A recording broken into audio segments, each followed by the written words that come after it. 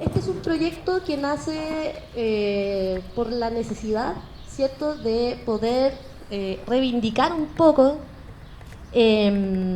cómo se cuenta la historia.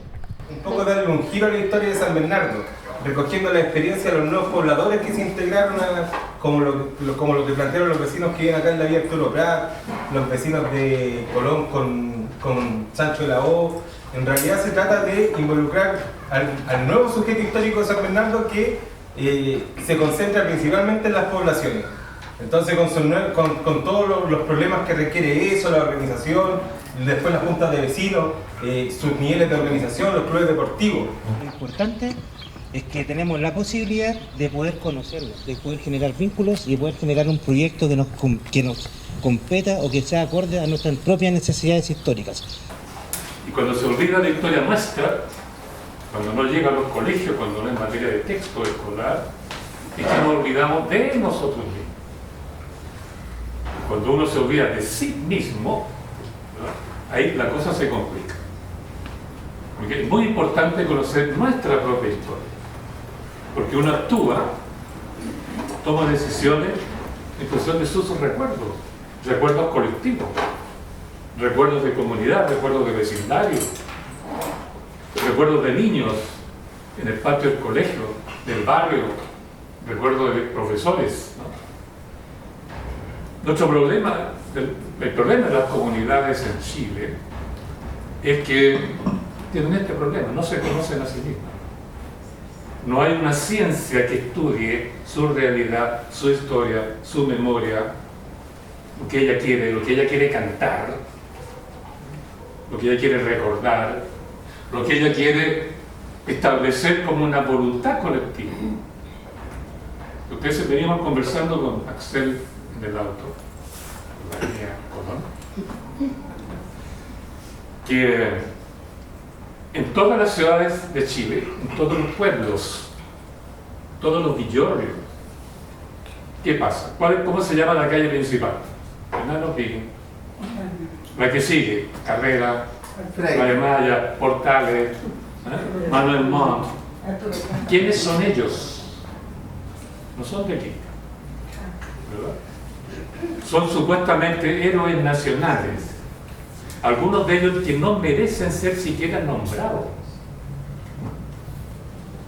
No voy a comenzar a pegar al tiro, pero un poquito que rasguñemos un poco la historia de algunos de ellos. Uno de ellos también, Portales. Otro, Manuel Montt. Otro, O'Higgins. Y sale a la luz, ¿quién? Uno que nunca ha sido demócrata. Uno que torturó y masacró al pueblo. Uno que no ganó ninguna batalla. Y son nuestros héroes nacionales. Y nos tapan la vida poniendo los nombres a todas las calles de nuestro pueblo, en nuestra comuna, con nombres de héroes que no son nuestros héroes. Pero que desde chiquitito, por los textos escolares, lo aprendimos de memoria. De memoria. Porque los textos escolares estaban hechos y han estado hechos para la élite que dirige el país, no para una comuna que se recuerda a sí misma. Por eso es que los pueblos en Chile tienen poca identidad de sí mismos, poca conciencia de lo que son, poca conciencia de su poder, porque en lugar de fortalecer las comunidades para que actúen como comunidad, voten como comunidad, ¿qué es lo que ha hecho el sistema que ha dominado en Chile? Nos trata como individuos. Voto individual, voto secreto, ¿verdad? Libertades individuales. No se habla del poder del colectivo, del significado de lo que es una comunidad que se mira a sí misma, que se quiere a sí misma, que delibera consigo mismo para resolver los problemas que lo afectan, que toma decisiones, que es soberana. Por eso acepté encantado la invitación de Axel de venir acá a esta conversación para que ustedes recuerden la historia. Podría ser de San Bernardo, que es una comuna entera, pero puede ser del barrio donde está instalado este colegio, donde vive el grueso de los apoderados y los alumnos de este colegio. Porque la historia local tiene tanto más importancia que la historia nacional. Yo estuve exiliado en Inglaterra y me di cuenta que ahí, ¿qué es lo que se enseña a los niños en el colegio? La historia de su barrio primero, de su comuna, de su ciudad. Y no llegan nunca, por ejemplo, de América Latina a Chile, no lo saben. Pero sí saben su historia local. Sí la saben.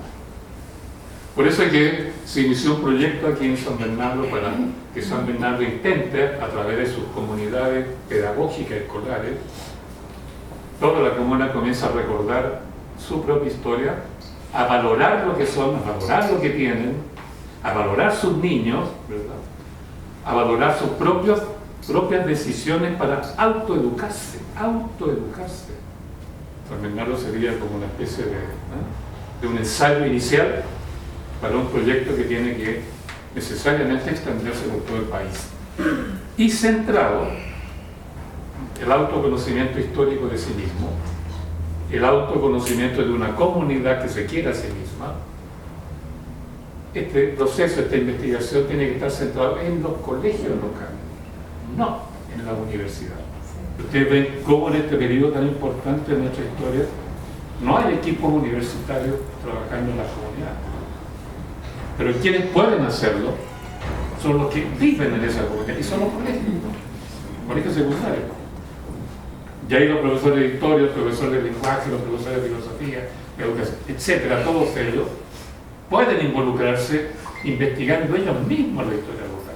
Yo creo que la importancia de una comuna es conocer su historia, y nuestros establecimientos educacionales creo que son una instancia fundamental para ese propósito, porque reciben distintos tipos de población en un solo propósito, que es la educación, donde distintas miradas, distintas opiniones o distintas historias confluyen en un mismo lugar. Los colegios son centros cívicos, son los verdaderos centros cívicos donde llega todo el mundo. Más allá de lo que pienses o creas de la sociedad, estás ahí. Y por lo tanto eso es un potencial donde claramente lo que se construye ahí, a propósito de todas las miradas, es mucho más representativo de la realidad que a lo mejor nos han contado otros.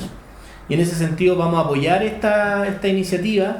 Creo que la didáctica en ese sentido es fundamental, en el sentido de que nuestros estudiantes vayan a conocer la historia, es decir, que la gente vea en la experiencia también cuál es la historia que ahí se desarrolló, y también un respeto y un sentido de pertenencia y de resguardo. Tenemos mucho que hacer en eso, y yo creo que este proyecto apunta justamente a que las y los sanbernardinos, especialmente las niñas y los niños, conozcan la historia de su comuna y también tengan un aprecio por la historia de San Bernardo. Cualquier comuna que quiera contar su historia debiese apuntar a las escuelas, porque son lugares donde llegan todos con opiniones, aunque sean distintas, pero de alguna manera te permiten tener un relato común. Y eso creo que es importante y hay que fortalecerlo.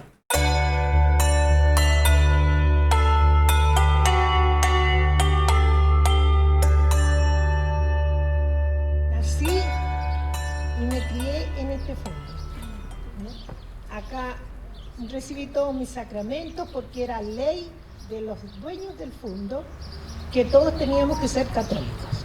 Entonces, en el fondo, nosotros tenemos muchas vivencias muy amargas.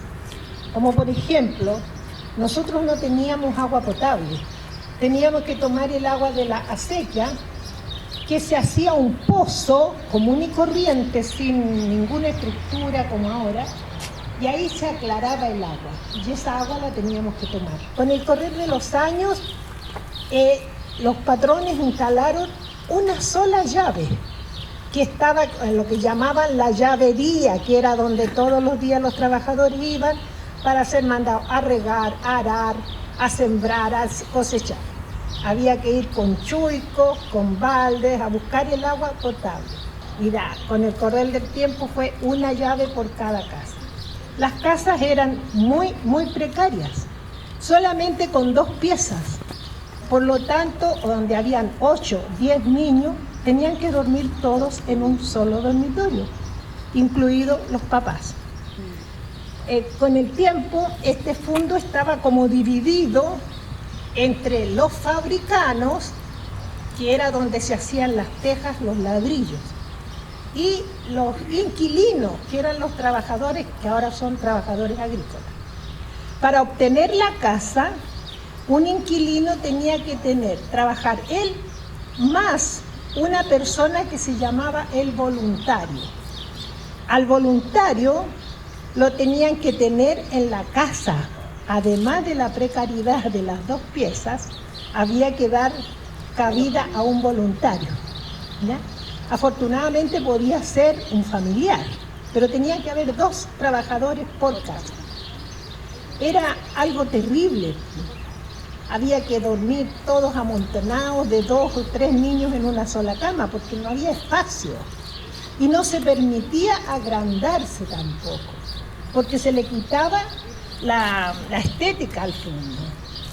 Entonces, imagínense ustedes lo que eso era, lo que eso significaba. El patrón daba pedazos de tierra y los papás sembraban porotitos, papa, tomatito, lo que se pudiera sembrar.